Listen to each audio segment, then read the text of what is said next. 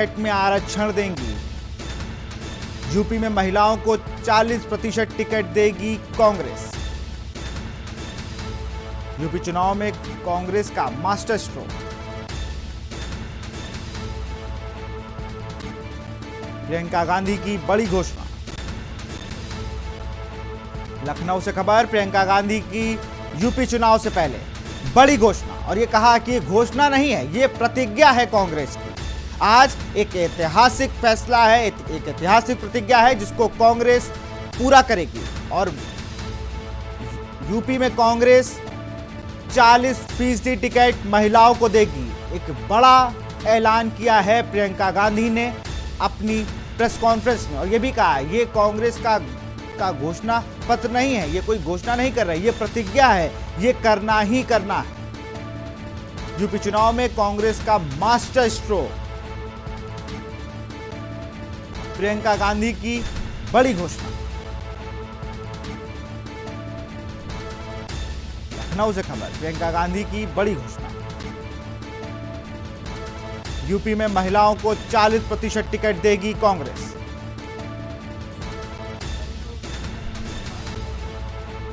UP चुनाव में कांग्रेस का मास्टर स्ट्रोक।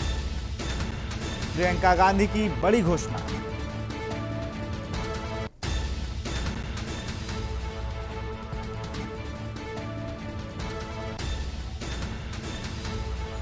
यूपी में महिलाओं को 40% टिकट देगी कांग्रेस। और इसी बीच लखनऊ से एक और खबर आपको बता रहे हैं। चुनाव से पहले एक्शन में आई कांग्रेस पार्टी। कई सालों से सत्ता से दूर कांग्रेस की कवायद। 40% महिलाओं को टिकट देने का किया है ऐलान। प्रियंका गांधी ने प्रेस कॉन्फ्रेंस में की है घोषणा। लगातार जनाधार बढ़ाने में जुटी कांग्रेस की पहल। कांग्रेस महासचिव ने चुनाव से पहले खेला महिला कार्ड।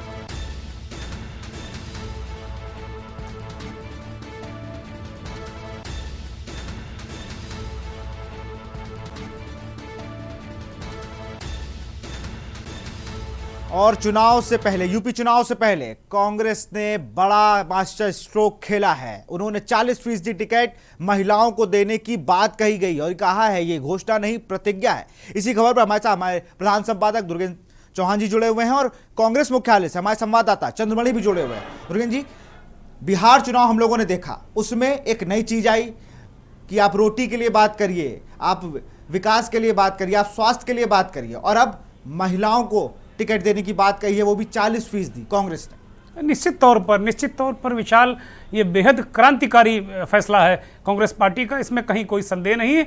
और दूसरे दलों के लिए एक बहुत मुश्किल पैदा कर दी है कांग्रेस पार्टी ने, क्योंकि अभी तक महिलाओं को आरक्षण देने की बातें भाषणों में बहुत होती थी, जनसभाओं में बहुत होती थी, लेकिन अभी जो एक प्रतिज्ञा कर दी है कांग्रेस पार्टी ने, और उन्होंने प्रतिज्ञा यात्रा भी थोड़े दिन पहले निकाली थी, ये इसे घोषणा न कह के कांग्रेस पार्टी ने इसे प्रतिज्ञा कहा है। तो ये जाहिर सी बात है कि भारत की राजनीति में ये बहुत बड़े बदलाव के रूप में मैं इसे देख रहा हूँ।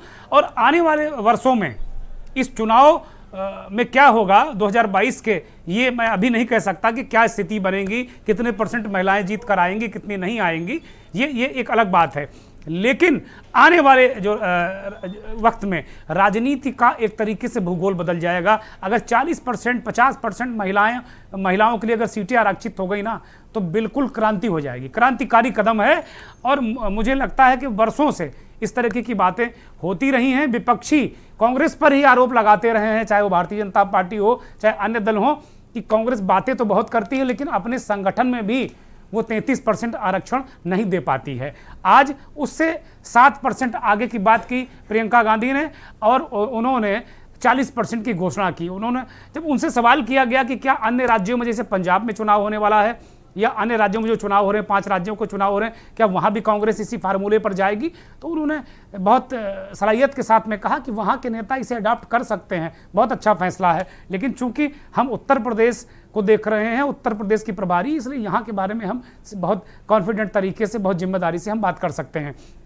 लेकिन उनसे एक और सवाल किया, एक हमारे पत्रकार साथी ने कहा कि क्या ये 40% ही क्यों, 33 हो सकता था, 50 हो सकता था। उन्होंने कहा अगर मेरी चलती तो मैं इसे 50 करती, क्योंकि आधी आबादी की बात उन पत्रकार साथी ने भी उठाया कि आधी आबादी की बात उन्होंने उठाई। तो जाहिर सी बात है कि कांग्रेस की मंशा है 50% करने की।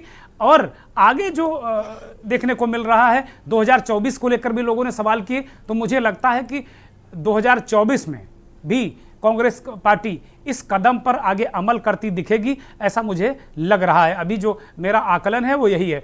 लेकिन जो 40% महिलाओं को विधानसभा में टिकटों के आरक्षण में अगर जो बात कर दी है कांग्रेस ने, तो जाहिर सी बात है कि चाहे भारतीय जनता पार्टी हो, समाजवादी पार्टी हो, बहुजन समाज पार्टी हो, आम आदमी पार्टी हो, मानसिक रूप से जबरदस्त दबाव इन दलों पर पड़ेगा कि वो ज़्यादा से ज़्यादा महिलाओं को टिकट दें। और कांग्रेस पार्टी आधी आबादी का, जैसे बिहार में नीतीश कुमार को आधी आबादी का वोट मिला, वहां शराबबंदी के कारण यहां फर्क जरूर कांग्रेस पार्टी को नजर आएगा, क्योंकि अभी संगठन उनका उस स्तर का नहीं है। अगर संगठन मजबूत होता तो मुझे लगता है ये बहुत गेम चेंजर कदम है, इसमें कहीं कोई शक नहीं है। बिल्कुल, हमारे संवाददाता चंद्रमणि भी प्रदेश कार्यालय कांग्रेस से मौजूद है। चंद्रमणि, कई बातें पूछी गई, कई पत्रकारों ने पूछा कि आप भी चुनाव लड़ेंगी, तो इस बात को भी उन्होंने कहा कि अभी मैंने सोचा नहीं है, पर मैं निर्णय लेके जरूर बताऊंगी। जी, निश्चित तौर से अगर प्रियंका गांधी की बात करें तो प्रियंका गांधी बेबाक तरीके से बात जरूर कर रही थी, और उनके साथ में सुप्रिया श्रीनेत थी। तो क्वेश्चन भी उन्हीं लोगों को पूछने दिया जिनसे सुप्रिया श्रीनेत का परिचय था, यानी कि जो दिल्ली की मीडिया थी उसी से वार्तालाप हुआ। अगर लखनऊ की बात करें तो लखनऊ की मीडिया से उतना वार्तालाप नहीं हुआ। जो प्रदेश स्तर की बातें हो सकती थी वो नहीं हो पाई। अगर बात करें कि प्रियंका गांधी ने प्रतिज्ञा जरूर की कि 40% महिलाओं को हिस्सेदारी दी जाएगी, 40% महिलाओं को टिकट दिया जाएगा, लेकिन जिस मंच पर वो उपस्थित थी वहां पर 10 व्यक्ति मौजूद थे, उसमें से सिर्फ 3 महिलाएं थी। यानी कि जिस मंच से वो प्रतिज्ञा ली जा रही थी उस मंच पर ही 30% महिलाएं थी। तो यहां से ही प्रतिज्ञा का पता चलता है कि कांग्रेस इस समय सिर्फ जो डूबते को तिनके का सहारा है उसकी तलाश कर रही। और निश्चित तौर से कांग्रेस के लिए ये अच्छा कदम है। कांग्रेस ये सोच रही होगी कि कांग्रेस से इस कदम से कुछ कांग्रेस के संगठन के तौर पे या उसे जरूर उपलब्धि मिलेगी, लेकिन जमीनी स्तर पर देखें तो ना कांग्रेस का इस तरह का स्तर है, ना संगठन के तौर पर उतना महिलाएं एक्टिव हैं। जब महिला विंग का प्रदर्शन होता है तो इक्का दुक्का महिलाएं नजर आती हैं। तो निश्चित तौर से एक घोषणा तो कर दी गई है, जरूर प्रियंका के जो सलाहकार हैं उन्होंने एक घोषणा की होगी, उन्होंने समझाया होगा कि ये बड़ा कदम आएगा और इससे कांग्रेस का जो स्ट्रक्चर है वो बदल जाएगा। लेकिन जमीन पर कांग्रेस उस तरह से नजर नहीं आ रही। हालांकि ये बात जरूर है, डूबते को तिनके का सहारा होता है, तो कांग्रेस भी जो डूबता जहाज है वो तिनके का सहारा कर रही। लेकिन ये बात तो तय है, जो विपक्षी दल हैं, चाहे भाजपा हो या सपा हो, उनके लिए बहस के लिए जरूर ये मुद्दा छोड़ दिया है कि क्या महिलाओं को वो प्रतिनिधित्व देंगे। तो अब ये देखना होगा जो विपक्षी दल हैं या जो सत्ताधारी दल हैं वो किस तरह से इस निर्णय को लेते हैं और किस तरह से स्वागत करते हैं। हालांकि प्रियंका गांधी कुछ भी बेबाक तरीके से नहीं बोली, चाहे उनके चुनाव लड़ने की बात की जाए या मुख्यमंत्री पद की घोषणा की बात की जाए। तो अब ये देखना होगा कि प्रियंका गांधी आगे कदम क्या उठाती। लेकिन ये बात तय है, कांग्रेस ने घोषणा कर दी है कि प्रदेश में 40% जो महिलाएं हैं उनको टिकट दिया जाएगा, यानी कि 100 से अधिक महिलाएं जो हैं वो उत्तर प्रदेश में कांग्रेस के टिकट पर लड़ेंगी। प्रियंका गांधी ने आह्वान भी किया, जो महिलाएं हैं जिनको जो राजनीति में दिलचस्पी रखती हैं वो आवेदन करें। आवेदन 15 तारीख तक खुले हुए हैं, जिसमें महिलाएं आवेदन कर सकती हैं और चुनाव लड़ सकती हैं। लेकिन सबसे बड़ी बात यह है कि क्या महिलाओं के स्तर पर जो कांग्रेस का संगठन है वो मजबूत है, या ध्रुवीकरण करने का प्रयास किया जा रहा है कि 50% महिला आबादी है तो इस तरह से घोषणा करने से महिलाओं का वोट शिफ्ट हो जाएगा। चंद्रमणि एक बड़ा सवाल है, चंद्रमणि एक बड़ा सवाल है कि क्या सारे दल अपने संगठन से ही महिलाओं को लेते हैं? ऐसा है नहीं।